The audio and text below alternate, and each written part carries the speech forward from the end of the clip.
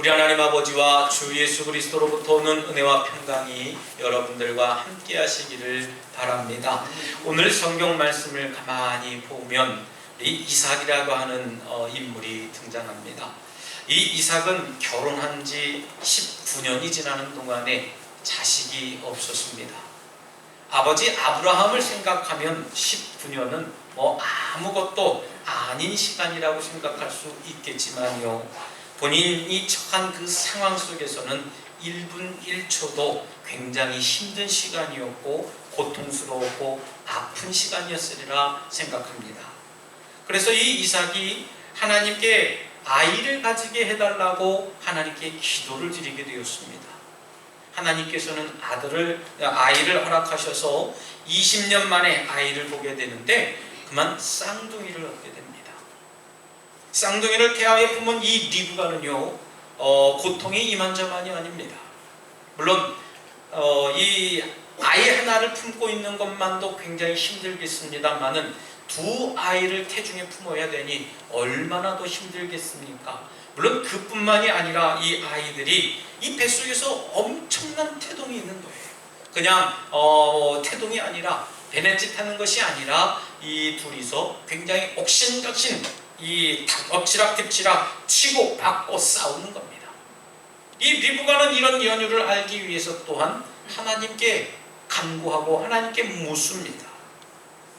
이처럼 큰 일이든 작은 일이든 모든 일은 하나님께 진지하게 물어가는 그런 태도야말로 오늘날 저와 여러분들이 가져야 할 믿음의 태도인 줄 믿습니다.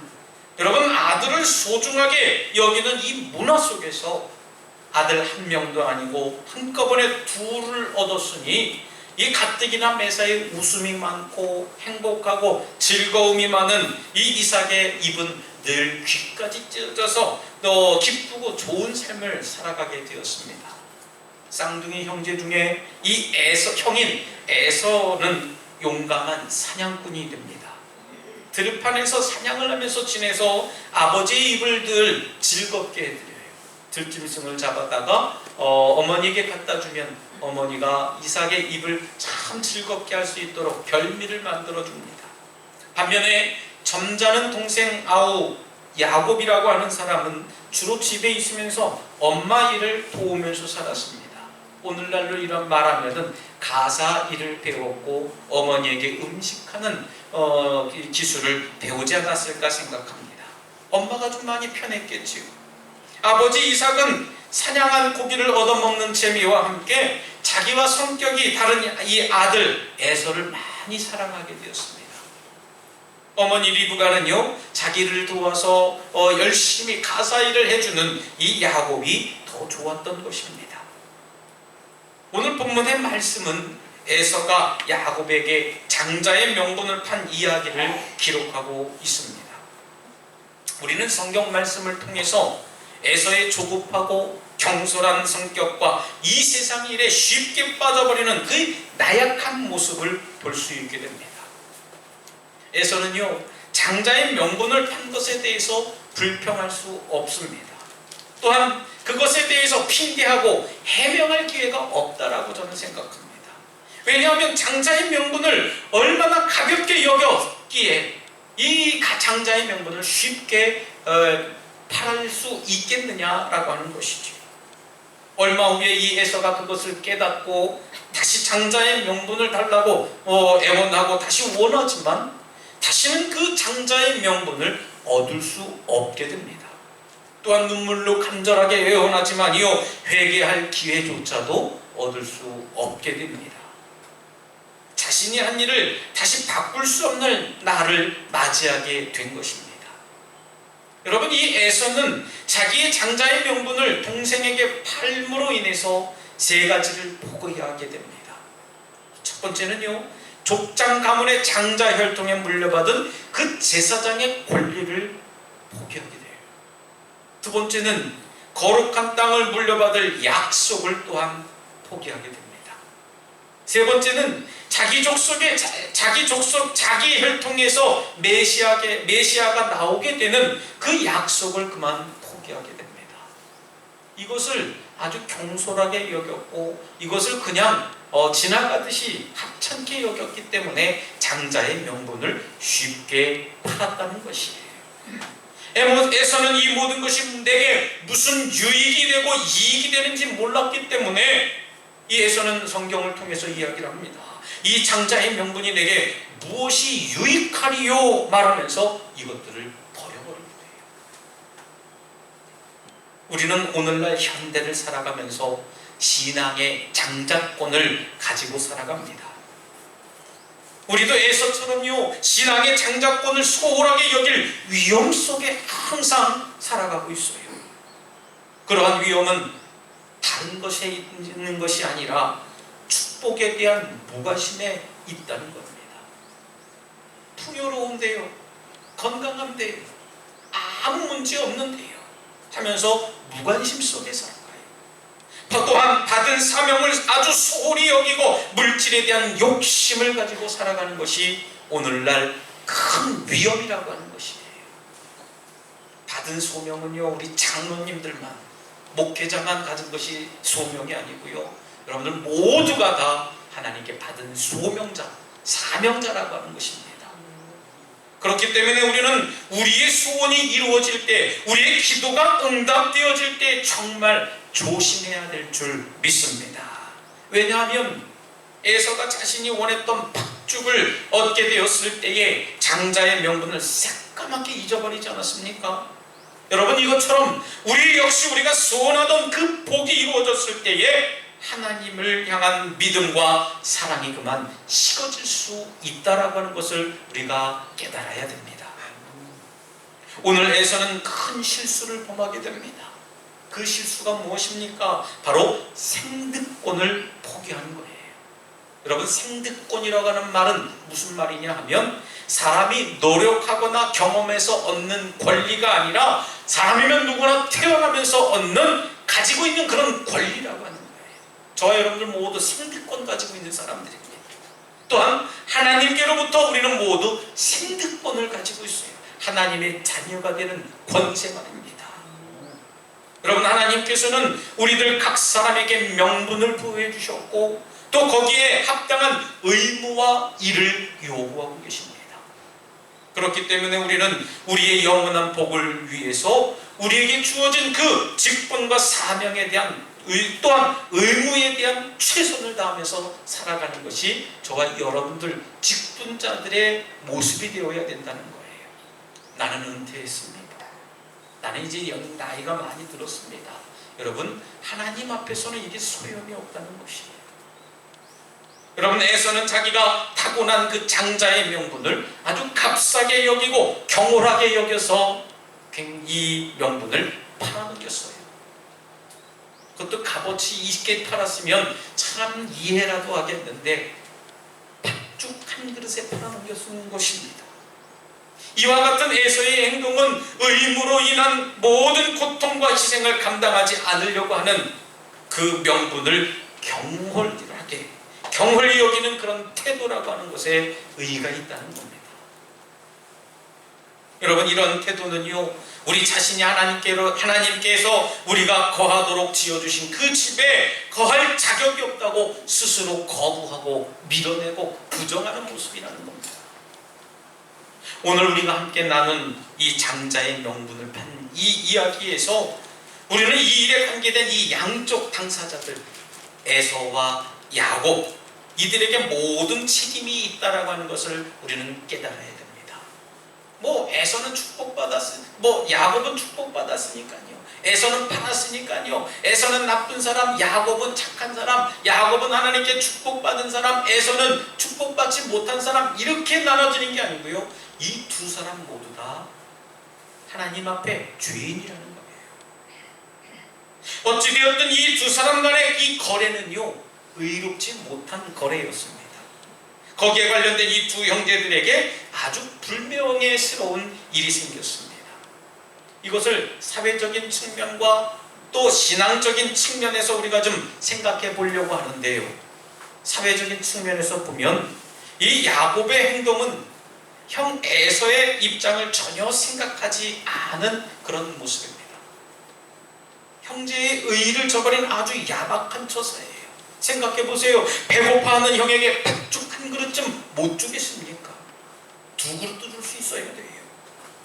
또 자기 형의 곤경을 부당하게 이용만 하는 아주 비겁한 사람이었습니다. 형이 배고파하는 동안에 형의 명분을 아주 조롱하듯이 빼앗았어요. 반면에 에서의 행동을 볼까요? 먹고 마시는 기쁨과 유혹에 지고 말았습니다. 배고픔에 졌습니다. 명예와 존귀에 대한 참다운 지각이 부족했다라는 것밖에 생각할 수 없습니다.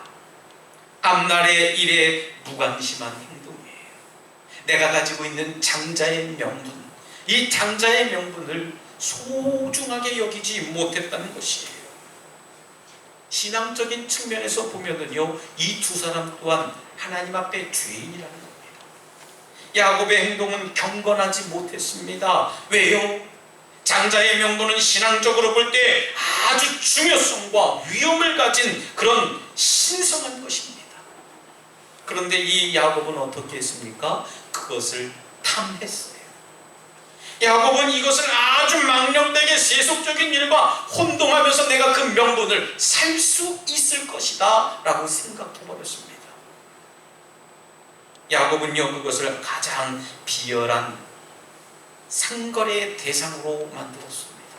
여러분, 장자의 명분은 사고팔고의 문제가 아니잖아요.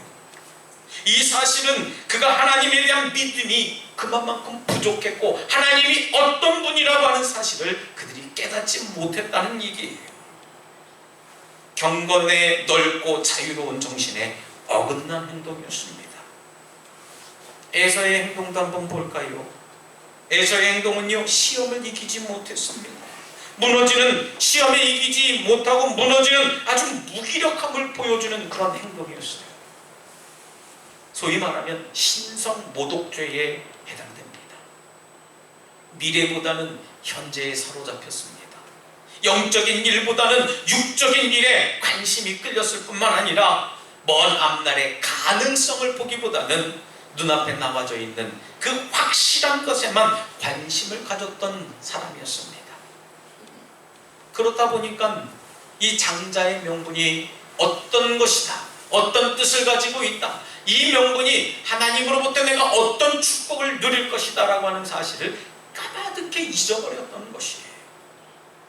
사랑하는 우리 독수가족 여러분, 성경을 읽어보면 읽어볼수록 예수님께서는 종종 두 종류의 사람을 예를 들어 말씀하시는 모습을 보게 됩니다.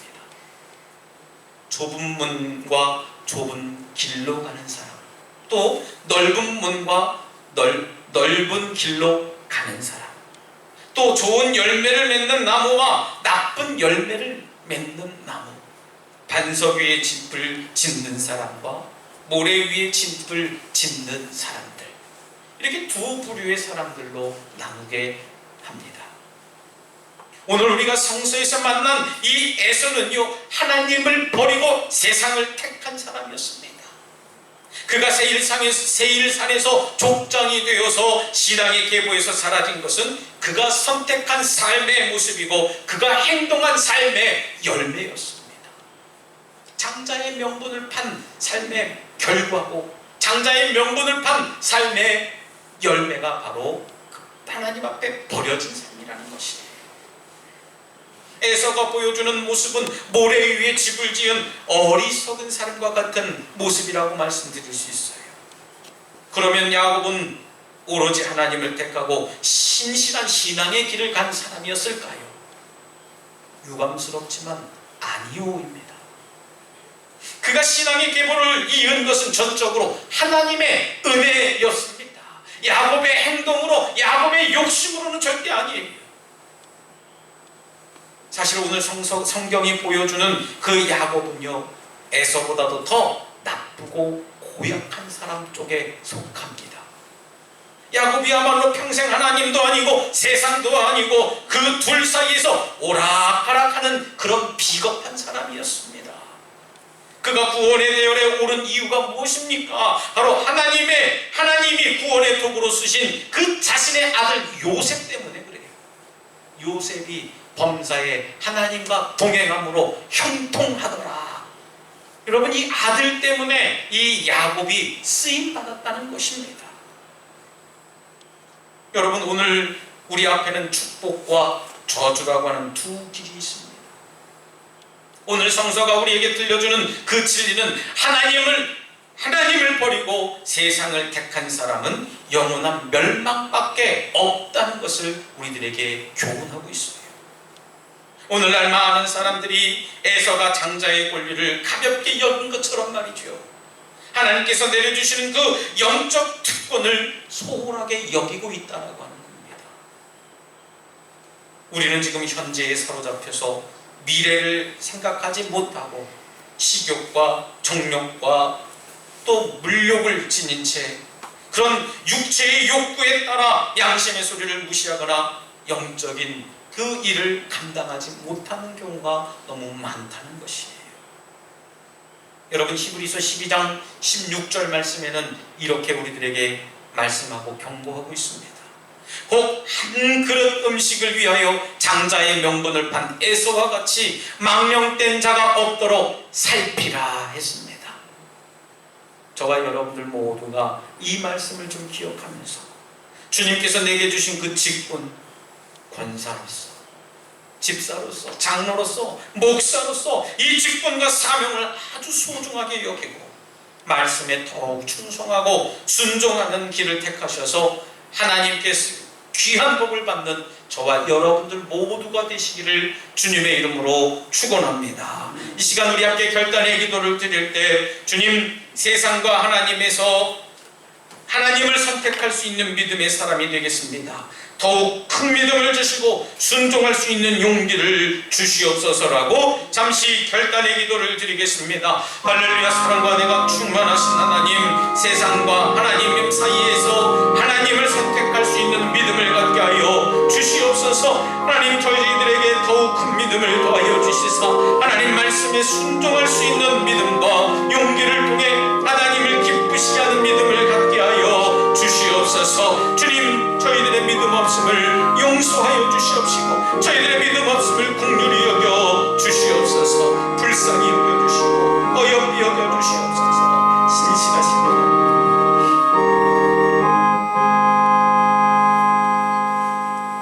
하나님, 눈앞에 있는 팥죽 한 그릇을 눈에 보이지 않는 미래의 약속보다 더 크게 여겼던 에서의 모습이 바로 저의 모습이었습니다. 귀하고 값진 은혜와 직분을 받았음에도 열매를 맺지 못하고 오히려 불평하고 불만만 가득했습니다. 주님께서 우리를 포기하지 않으시고 다시 한 번의 기회, 회개의 기회를 주시니 감사를 드립니다. 말씀으로 우리의 어리석음을 깨트리시고 무뎌진 마음을 갈아엎어 주시니 또한 감사를 드립니다.